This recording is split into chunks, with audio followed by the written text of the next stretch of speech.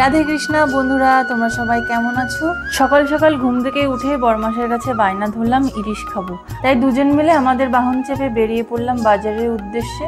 আর একটু বেলা হয়ে গেছিল, ভাবছিলাম ভালো মাছ পাবো কিনা। আর এই দিকে দেখো পুজোর প্যান্ডেল শুরু হয়ে গেছে, দেখেই কেমন মনটা ভালো হয়ে যায় বলো। মা আসছে, কিন্তু দুঃখের বিষয় প্যান্ডেলটা পুরোটাই বৃষ্টির জলে ডুবে গেছে। জানি না পুজোতে কি হবে। আর আমাদের পাড়ার এই জায়গাটা আমার খুব পছন্দের, জানি না কেন এখানে আসলে মনটা ভালো হয়ে যায়। তারপর ঢুকে পড়লাম মাছ বাজারে। মাছ দেখতে দেখতে পেছন ফিরে দেখি উনি নেই, উনি অন্য একটা মাছের দোকানের সামনে দাঁড়িয়ে আছে, আমাকে ডাকেও নি। তারপরে এই দেখো ইলিশ, যার জন্য সকাল থেকে বড়মশাইয়ের মাথা খেয়ে নিচ্ছিলাম। আর এখান থেকে এই মাছ দুটোও নিয়ে নিয়েছিলাম। আর এদিকে বড়মশাই বলছে ওনার নাকি পকেট ফাঁকা হয়ে গেছে, তাই আবার পকেট ভরতে চলে গেলাম এটিএমে। এমন পকেট কেন রাখে ভাই, যে দুটো মাছ কিনেই যদি পকেট ফাঁকা হয়ে যায়? এগুলো মেনে নেওয়া যায় বলো? এই কাদা বৃষ্টির মধ্যে ভালো লাগে না এমনি দাঁড়িয়ে থাকতে? কি আর করা যাবে বলো, ইলিশ তো খাওয়াচ্ছে, ওইটুকু কম সম মেনে নেওয়া যায়, তাই না?